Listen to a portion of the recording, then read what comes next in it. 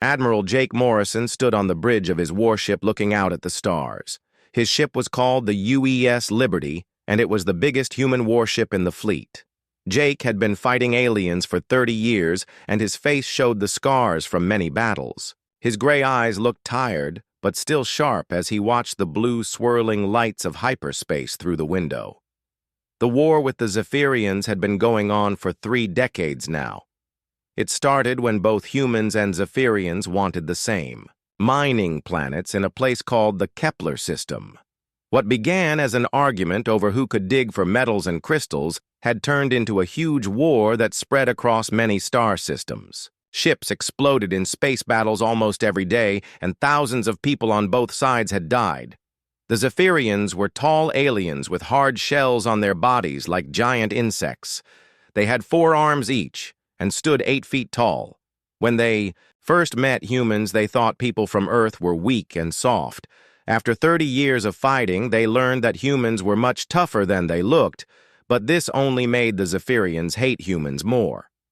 Jake got a message from Earth that morning that changed everything. The Galactic Council had finally had enough of the war between humans and Zephyrians.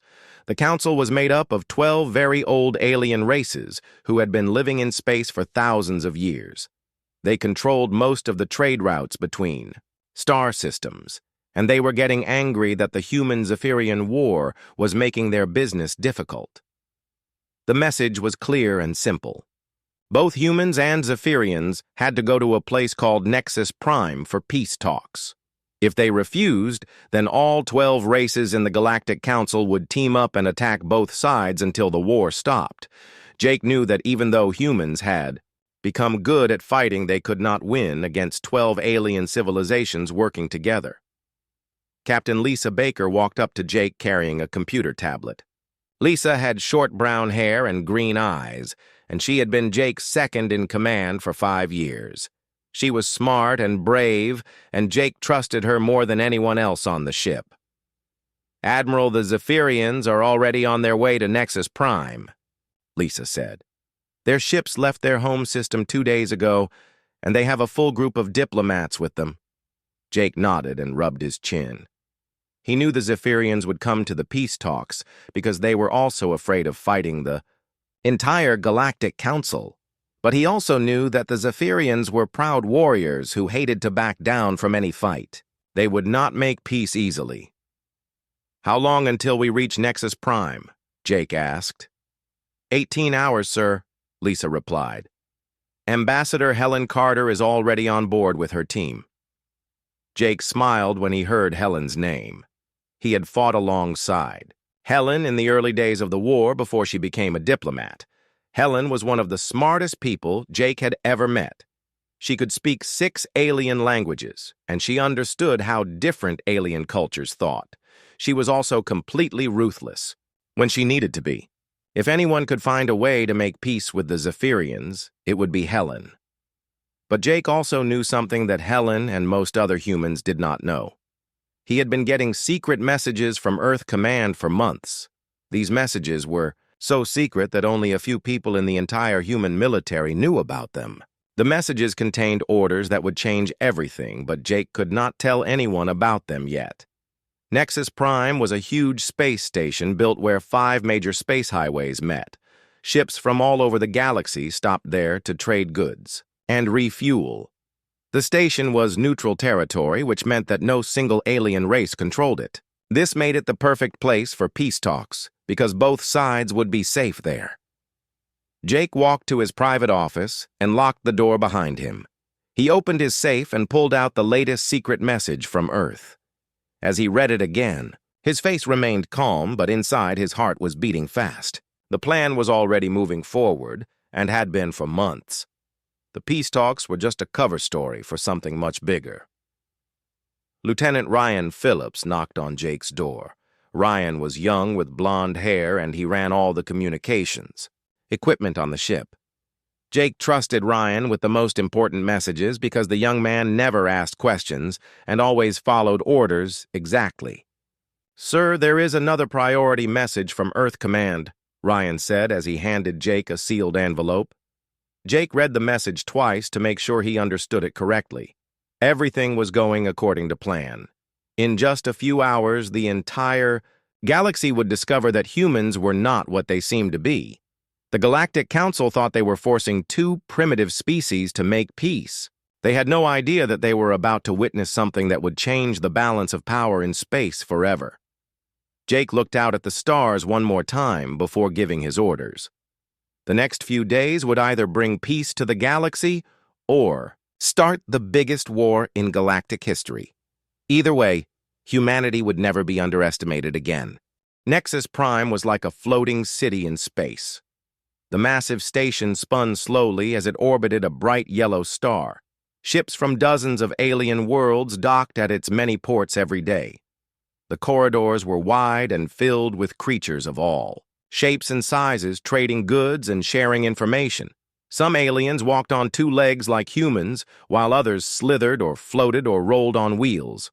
Ambassador Helen Carter stepped off the human shuttle and looked around the main docking bay. She had been to Nexus Prime many times before, but it still amazed her to see so many different species in one place. Helen was a tall woman with blonde hair pulled back in a tight bun. She wore the dark blue uniform of the Human Diplomatic Corps and carried herself with confidence. The station's main conference room had been specially prepared for the peace talks. The ceiling was high and covered with lights that mimicked different types of suns to make all the alien species comfortable. The walls were made of a special material that could change color and temperature. In the center of the room was a large, round table with chairs designed for different body types. Helen took her seat across from High Commander Zektar of the Zephyrian Empire. Zektar was 8 feet tall, with a dark green shell covering his body. His 4 arms moved constantly as he spoke, and his compound eyes could look in several directions at once. Between Helen and Zektar stood Chancellor Vorth, who would serve as the mediator for the talks. Chancellor Vorth was a member of the crystalline race. His body was made of what looked like living glass that changed colors when he spoke. The crystallines were very old and wise, and they had helped settle disputes between other alien races for thousands of years. When Chancellor Vorth spoke, his voice sounded like crystal bells ringing. "The terms for peace are simple," Chancellor Vorth announced to the room. "Humans will leave all the planets they claim in the Kepler system.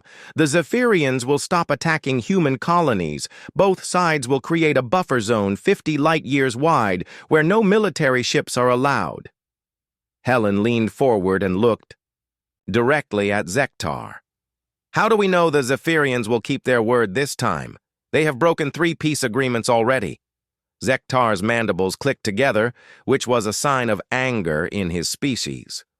"Your people talk about keeping promises while you attack our breeding worlds with poison gas." "Those were military targets," Helen replied calmly. "Breeding worlds that also made weapons and warships." The argument continued for 3 days. Both sides brought up old grievances and made demands that the other side could never accept. The Zephyrians wanted humans to leave 15 star systems. Humans wanted the Zephyrians to pay for damage done to human colonies. Neither side would compromise on anything important. Chancellor Vorth grew more frustrated as the talks went on. Other members of the Galactic Council came to observe the negotiations, and they were not happy with the lack of progress. Some of them whispered that both humans and Zephyrians were too primitive and violent to be trusted with advanced space travel. While the talks continued, Admiral Jake Morrison remained on his ship in orbit around Nexus Prime. He spent most of his time in the secure communications room reading encrypted messages from Earth. The messages contained detailed reports about military operations that were happening in secret across the galaxy. Lieutenant Ryan Phillips brought Jake another coded transmission. "Sir, this just arrived from Central Command. It has the highest priority rating." Jake read the message carefully. Phase 1 of the operation was complete. Human agents had successfully planted listening devices on dozens of Zephyrian ships and military bases. Phase 2 would begin in 24 hours. Jake felt a knot form in his stomach as he realized how close they were to the point of no return. Back in the conference room, Helen continued to argue with Zektar, while Chancellor Vorth tried to find some middle ground. But Helen was, not really focused on making peace. She was watching Zektar carefully and studying his reactions to different topics. She needed him to reveal certain information, and she was being very patient about getting it. "Tell me, Zektar," Helen said during a break in the formal negotiations. "What is really so important about the Kepler system? The mining rights there are valuable but not worth 30 years of war." Zektar's compound eyes shifted and his secondary arms twitched slightly. "The Kepler worlds are sacred to my people. They have been part of our territory for generations." Helen smiled, but it was not a friendly smile. "Sacred, how exactly? Your people are not known for religious beliefs." "That is not your concern, human," Zektar replied. But Helen could see that she had made him nervous. Other aliens in the room watched the exchange with interest. The Galactic Council had been wondering the same thing. Why would two civilizations fight so hard over a few mining worlds? There had to be something else involved, but no one could figure out what it was. Dr. Sam Watson sat quietly in the corner of the room taking notes on everything that was said. Sam was the chief xenobiologist for the human delegation. He studied alien life forms and how different species evolved. Sam was a thin man with thick glasses and gray hair. He rarely spoke during the meetings, but his eyes never stopped watching. The Zephyrians. Sam had been analyzing genetic samples from Zephyrian soldiers killed in battle. What he found in those samples was disturbing. There were artificial genetic markers that suggested someone had been experimenting with Zephyrian DNA. Sam suspected that the Zephyrians were developing biological weapons, but he needed proof. On the fourth day of talks, something happened that changed everything.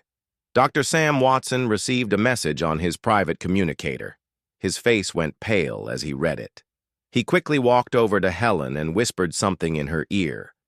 Helen's calm expression cracked for just a moment before she regained control. "I am afraid we need to take a break," Helen announced suddenly. "Something urgent has come to our attention that affects these negotiations."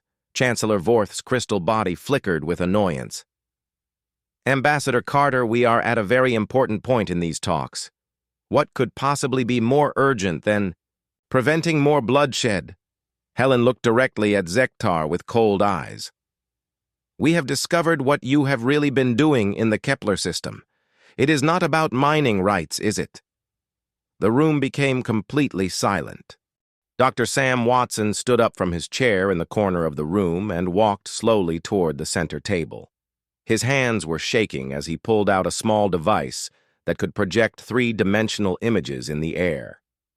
The room was so quiet that everyone could hear the soft humming of the space station's air recycling systems. "Show them, Sam," Helen said quietly, but her voice carried clearly across the silent room. Sam pressed a button on his device, and suddenly a large image appeared, floating above the conference table. It showed the surface of a planet that looked brown and rocky with deep canyons and tall mountains. The image zoomed in to show what appeared to be the entrance to an underground facility built into the side of a cliff. "This is Kepler 442b, Sam said in a voice that was barely above a whisper. "One of the planets that both our species have been fighting over for 30 years. The image changed to show the inside of the underground facility. Miles of tunnels had been carved out of solid rock. The tunnels were lined with thousands of cylindrical chambers that glowed with a soft blue light. Each chamber was about the size of a human coffin, and they were stacked from floor to ceiling in perfectly organized rows. Chancellor Vorth leaned forward to get a better look at the image. His crystal body was changing colors rapidly, which showed that he was very disturbed by what he was seeing. "What are those chambers, Dr. Watson?" "They contain developing embryos," Sam replied, "but not Zephyrian embryos. The genetic patterns are completely wrong for that." High Commander Zektar had not moved or spoken since the images appeared. His forearms were pressed tightly against his sides, and his compound eyes were focused on the table in front of him. The other Zephyrian diplomats in the room looked confused and worried. Sam pressed another button, and the image zoomed in to show the inside of one of the glowing chambers. Floating in a clear liquid was something that looked like a cross between a human and something else. It had the basic shape of a person, but with longer arms and legs and skin that was pale green. These creatures are being genetically engineered, Sam continued. They have human DNA as their base, but it has been modified in very specific ways. Someone has been designing them to be biological weapons. The alien delegates around the room began talking loudly in their own languages. Several of them stood up from their chairs and started pointing at the Zephyrian delegation. The crystalline mediators had to use their sonic dampening fields to restore order to the room. High Commander Zektar, Chancellor Vorth said in a voice that sounded like breaking glass. Are these accusations true? Has your species been developing biological weapons in violation of 17 different galactic treaties? Zektar finally looked up from the table. His compound eyes met Chancellor Vorth's crystal face, and for a long moment, neither of them spoke. Then Zektar slowly stood up to his full 8-foot height. His forearms spread wide in a gesture that meant defiance in Zephyrian culture.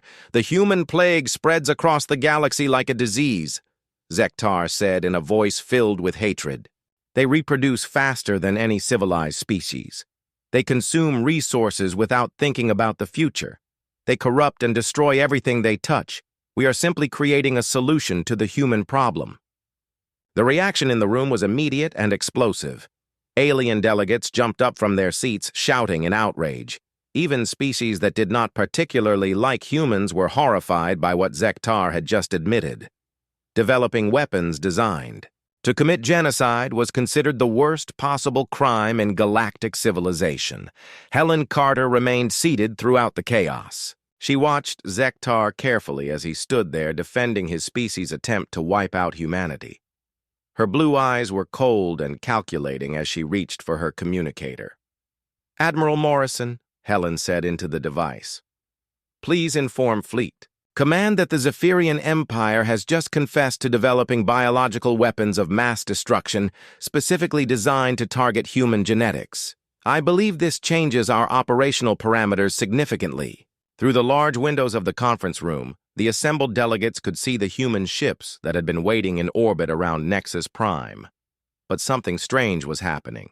Instead of preparing to leave as would be expected if the peace talks had failed, the human ships were moving into attack formation. Chancellor Vorth's crystal body was pulsing with bright red light, which meant he was extremely alarmed. Ambassador Carter, what is the meaning of this? You cannot simply abandon these peace negotiations. Helen turned to face the Galactic Council chamber. Her calm diplomatic mask had been replaced by something much more dangerous. Honored Chancellor. With all due respect, these were never actually peace negotiations. They were a confirmation hearing. The confusion in the room was obvious. Even the other human diplomats looked surprised by Helen's statement. High Commander Zektar's mandibles were clicking rapidly, which was a sign of extreme stress in his species. You see, Helen continued in a voice that was perfectly calm, humanity discovered the Zephyrian biological weapons program 6 months ago. We have known about their genocide plans and their underground laboratories and their complete violation of galactic law. But we needed them to admit it publicly in front of witnesses before we could proceed with our response. Lieutenant Colonel Matt Johnson, who had been serving as the military advisor to the human delegation, stepped forward with a computer tablet in his hands. Matt was a big man with dark hair and scars on his face from fighting in ground battles against Zephyrian troops. As of 20 minutes ago, Matt announced to the room, human forces have launched simultaneous attacks against every Zephyrian military installation weapons factory and command center across 14 different star systems. The operation was planned and coordinated to prevent any possibility of the biological weapons being deployed against human populations. The silence that followed was absolute. In thousands of years of galactic history, the Galactic Council had never seen anything like this. A species had attended peace talks while secretly launching the largest military operation ever recorded. The scope and coordination required was beyond anything the council members had thought possible. Impossible! Zektar hissed through his mandibles. Our sensor networks would have detected such a massive movement of ships. Our intelligence services would have warned us. Helen's smile was cold and predatory. That is the beauty of human creativity, High Commander. We did not need to move a massive fleet. We have had ships hidden in every one of your star systems for months, just waiting for this moment. Stealth technology that your species apparently never knew we had developed. The truth was beginning to dawn on the alien delegates. Humanity had not come to Nexus Prime hoping to make peace.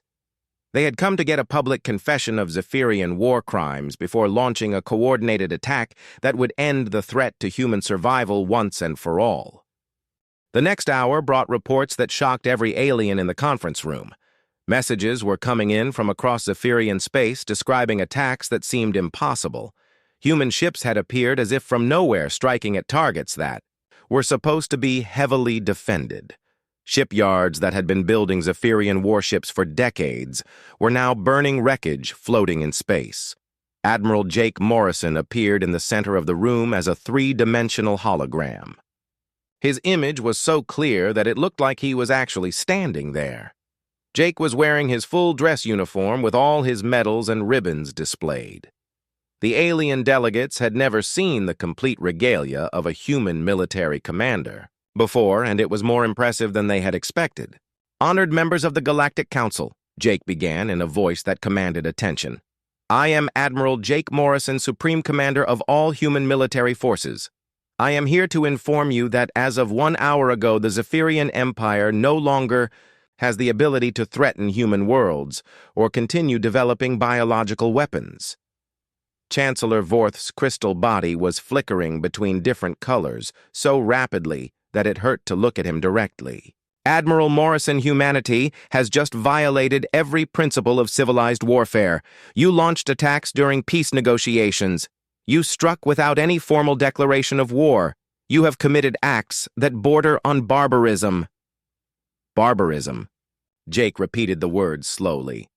"Tell me, Chancellor, what word would you use for developing weapons designed to kill every human man, woman, and child in the galaxy? What term would you apply to planning the complete extinction of my species?" The council chamber erupted with alien voices as each species tried to process what had just happened. But Jake was not finished speaking.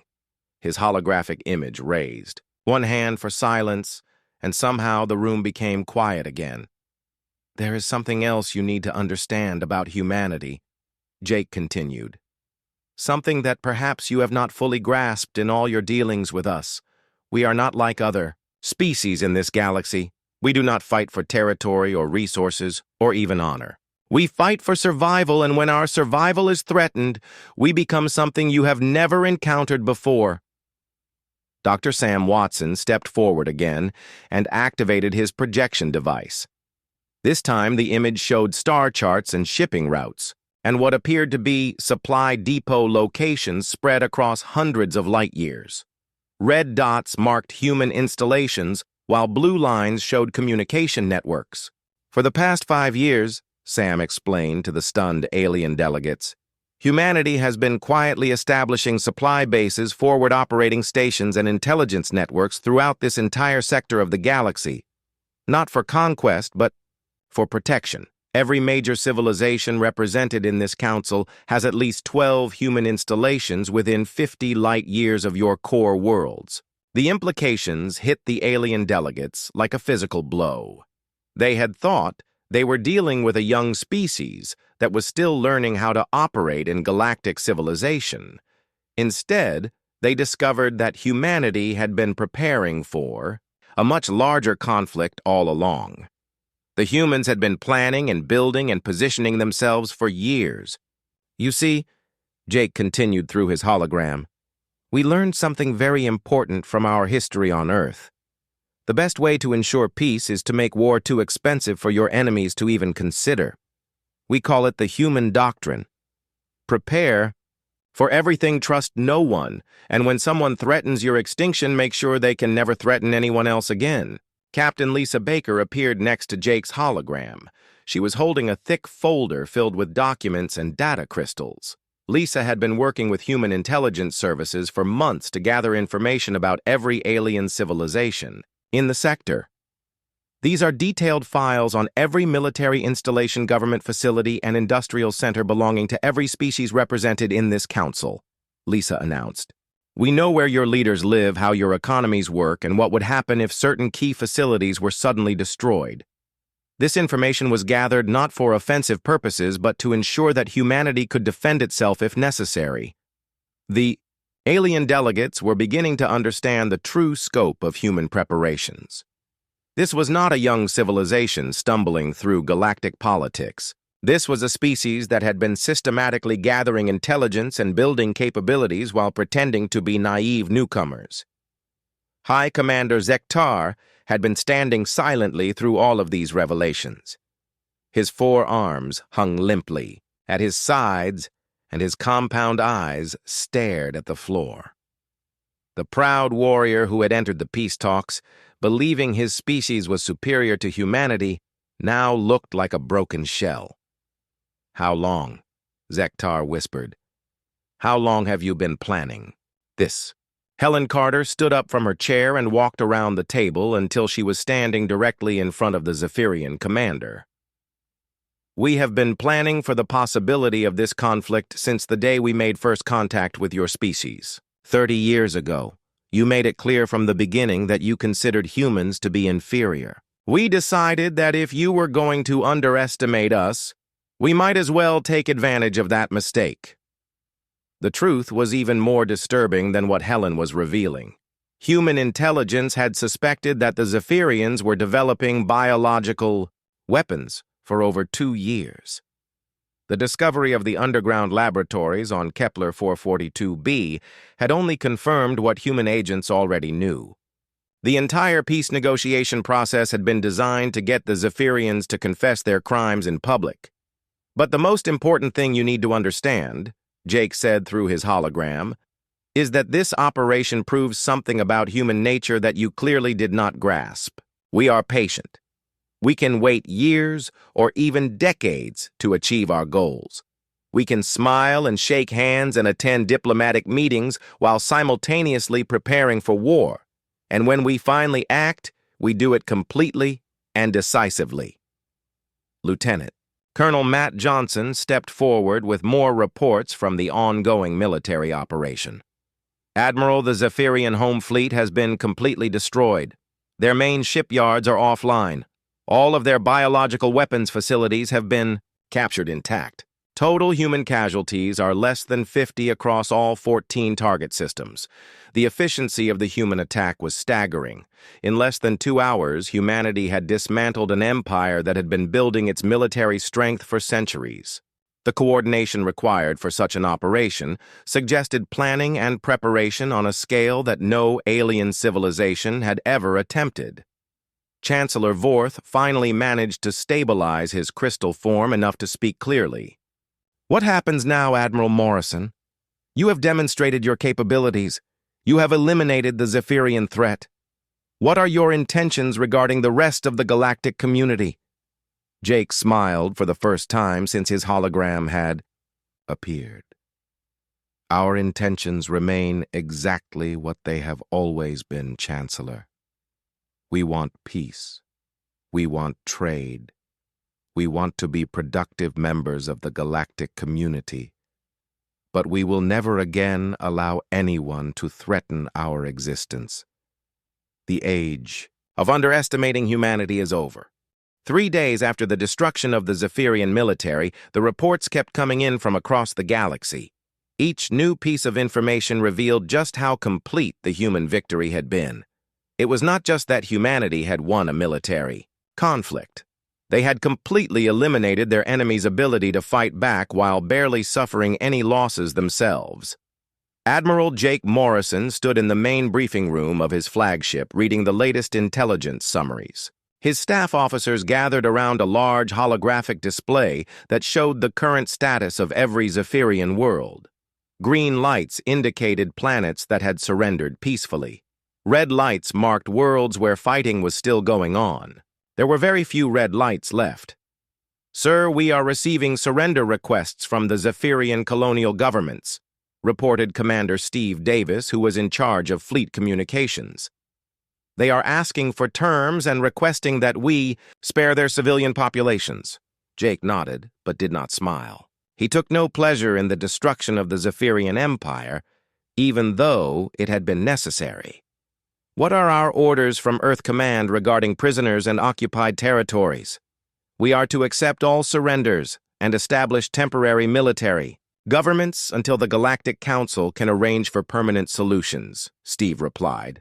"All Zephyrian biological weapons research is to be destroyed under international supervision." Back on Nexus Prime, the emergency session of the Galactic Council continued around the clock. Representatives from dozens of alien civilizations had arrived to discuss the implications of humanity's actions. The conference room that had hosted the failed peace talks was now packed with delegates who were trying to figure out what the human victory meant for the future of galactic civilization. Ambassador. Helen Carter sat at the same table where she had pretended to negotiate with the Zephyrians. But now she was surrounded by alien delegates who looked at her with a mixture of respect and fear. The casual dismissal and condescension that had marked their earlier interactions was completely gone. "The question before this council," announced Chancellor Vorth, "is how to respond to humanity's unilateral military action. While the Zephyrian biological weapons program was clearly illegal, the human response has destabilized the entire balance of power in this sector." Helen looked around the room at the assembled aliens. She could see the calculation in their eyes as they tried to decide whether humans were now friends or enemies. The revelation of human military capabilities had forced every species to reconsider their previous assumptions. "Honored delegates," Helen began, "I understand your concern about the methods humanity used to resolve this crisis. But I want to be very clear about something. We did not attack the Zephyrian Empire because we wanted to conquer territory or expand our influence. We acted because they were planning to commit genocide against our species." The delegate from the Centaurian Federation raised one of his 6 arms to ask a question. The Centaurians were insect-like creatures known for their logical thinking and peaceful nature. "Ambassador Carter, the level of coordination and preparation required for your military operation suggests capabilities far beyond what any of us imagined. How long have humans been developing these technologies?" Helen smiled, but it was not a threatening expression. "The technologies themselves are not particularly advanced by galactic standards. Stealth systems have existed for centuries. The difference is in how we choose to use them. Humans have always believed that the best defense is thorough preparation." Dr. Sam Watson stood up to address the council. His discovery of the Zephyrian biological weapons had started the chain of events that led to the current situation. "What many of you may not understand is that humanity has been studying every species in this sector for decades, not because we planned to attack anyone, but because we wanted to understand potential threats." Sam activated his projection device and showed a timeline of human intelligence gathering activities. The display revealed a systematic effort to learn about alien technologies, military capabilities, and political structures. The scope of human preparation was staggering. "We have been preparing for defensive scenarios involving every major power in this region," Sam continued. "The operation against the Zephyrians was just one of many contingency plans. We have detailed strategies for protecting ourselves against any potential aggressor." The implications were clear to everyone in the room. Humanity had not just defeated the Zephyrian Empire.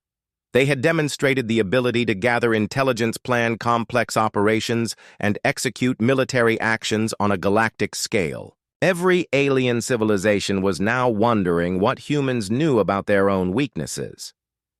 Admiral Morrison's hologram appeared in the center of the council chamber again.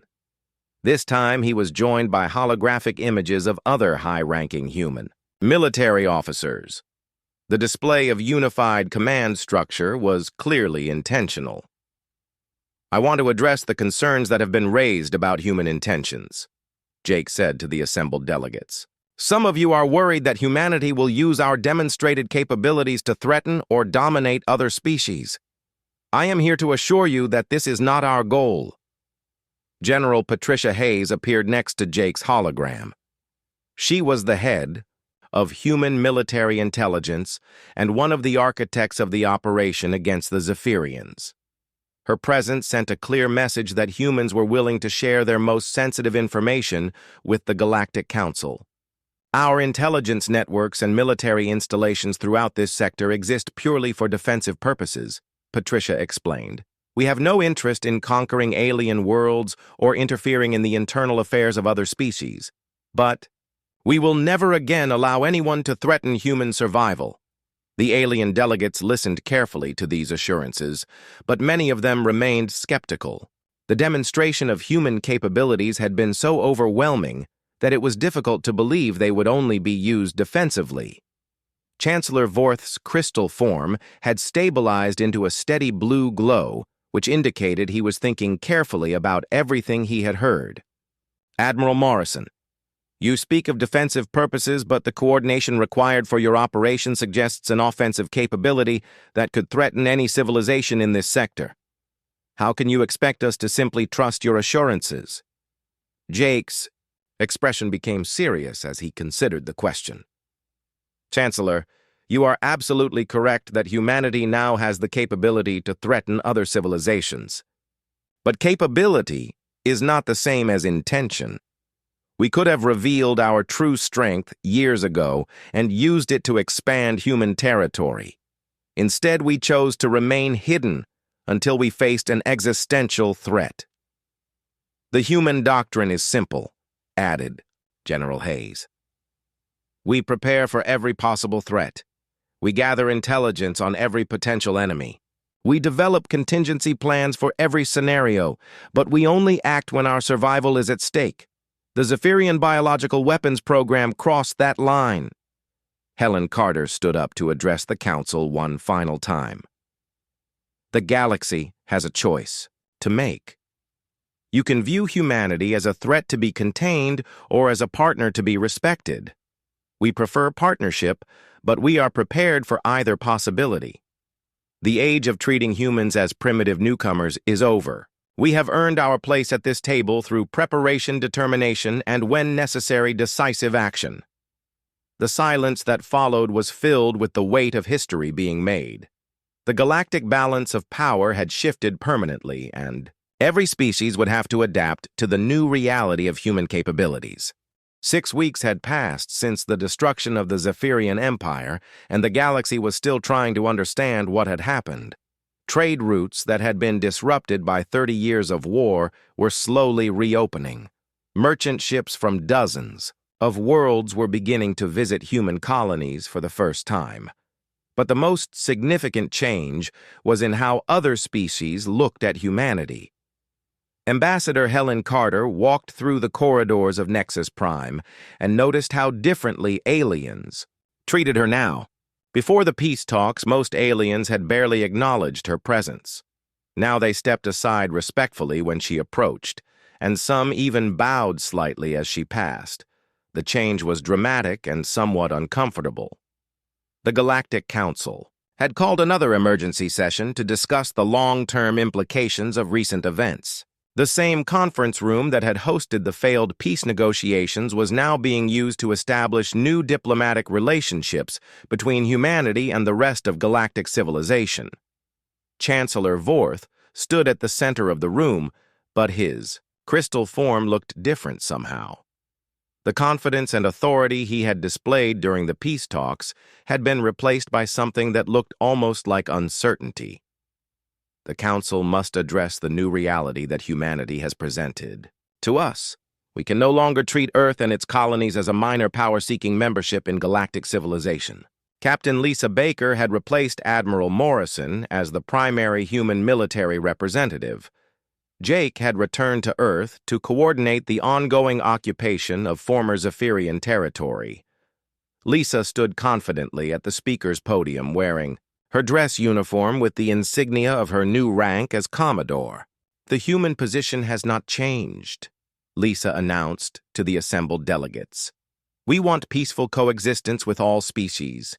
We want fair trade relationships. We want to contribute to galactic science and culture.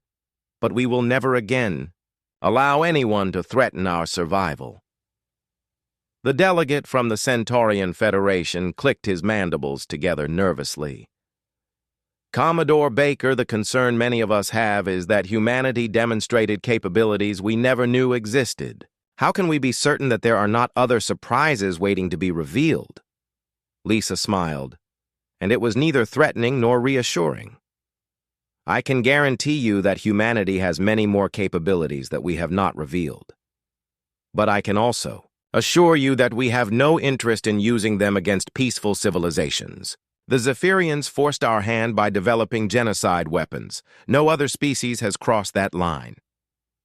Dr. Sam Watson had spent the past 6 weeks working with teams of alien scientists to analyze and destroy the Zephyrian biological weapons. The process had been broadcast live across the galaxy to ensure that everyone could see the weapons being eliminated. Sam now stood before the council to present his final report. The biological weapons program developed by the Zephyrian Empire was far more advanced than we initially believed, Sam reported. They had created not just one type of weapon, but dozens of different biological agents, each designed to target specific human genetic markers. If they had succeeded in deploying these weapons, the result would have been the complete extinction of humanity within 10 years. The horror of what the Zephyrians had planned was still sinking in for many of the alien delegates. Several species that had been critical of human military actions were now beginning to understand why such extreme measures had been necessary. "The destruction of these weapons has been verified by scientific teams from 8 different civilizations," Sam continued. "All research data has been permanently erased. All laboratory facilities have been dismantled. The threat to human survival has been completely eliminated. High Commander Zektar and the surviving members of the Zephyrian leadership had been tried by a special galactic tribunal for crimes against sentient life. The trials had been conducted openly with representatives from every major civilization serving as witnesses. The evidence of their genocide plans had been overwhelming. The Zephyrian people themselves had rejected their former leaders and established a new government based on democratic principles rather than military rule. They had formally apologized to humanity and requested assistance in rebuilding their devastated worlds. The human response had surprised many observers. "Humanity has agreed to provide humanitarian aid to former Zephyrian colonies," Helen announced to the council. "We will help rebuild civilian infrastructure and provide medical assistance to refugee populations. We believe that the Zephyrian people should not be punished for the crimes of their leaders." This generous response to a former enemy had done more to improve humanity's reputation than any military victory could have accomplished. Species that had viewed humans as aggressive and primitive were forced to reconsider their opinions when they saw how Earth treated defeated enemies. The economic implications of the human victory were becoming clear as well.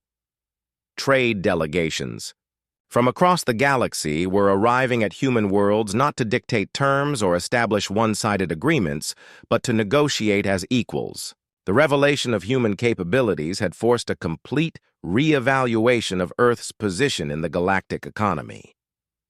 "We are prepared to share certain technologies with our trading partners," Lisa announced. "Our stealth systems could revolutionize interstellar transportation. Our intelligence-gathering methods could help prevent future conflicts. Our military coordination techniques could be adapted for disaster response and humanitarian missions." But the most significant change was in the fundamental structure of galactic politics. For thousands of years, the Galactic Council had operated under the assumption that older civilizations were naturally superior to younger ones. The human victory had shattered that assumption completely. Chancellor Vorth addressed this issue directly. The Council must acknowledge that our previous assessment of human civilization was fundamentally flawed. We treated humanity as a junior, member of galactic society, when in fact they had already developed into a major power. This mistake nearly led to the extinction of an entire species. The formal recognition of humanity as an equal partner in galactic civilization came with new responsibilities as well as new rights. Earth was invited to establish permanent embassies on major alien worlds. Human representatives were given voting, seats on important council committees. Most significantly, humans were asked to contribute to galactic security operations. We accept these responsibilities with full understanding of what they entail, Helen said during the final session of the Emergency Council meeting. Humanity is ready to take its place as a full member of galactic civilization. But we do so on our own terms, as equals, not as subordinates. Admiral Morrison appeared one final time via hologram to address the assembled delegates. His message was broadcast across the galaxy so that every civilized world could hear it. Today marks the beginning of a new era in galactic history, Jake announced. Humanity has proven that we belong among the great civilizations of the galaxy. We have shown that we can defend ourselves when threatened and that we can be generous to defeated enemies. Most importantly, we have demonstrated that peaceful coexistence is possible when all parties treat each other with respect. The applause that followed came from every species represented in the council chamber. But perhaps the most significant response came from ordinary citizens across the galaxy who had watched the entire crisis unfold. Public opinion polls showed that most aliens now viewed humanity favorably. The image of humans as chaotic and primitive had been replaced by respect for human strategic thinking and military capabilities. As the delegates began to leave Nexus Prime to return to their home worlds, everyone understood that the galaxy had changed forever.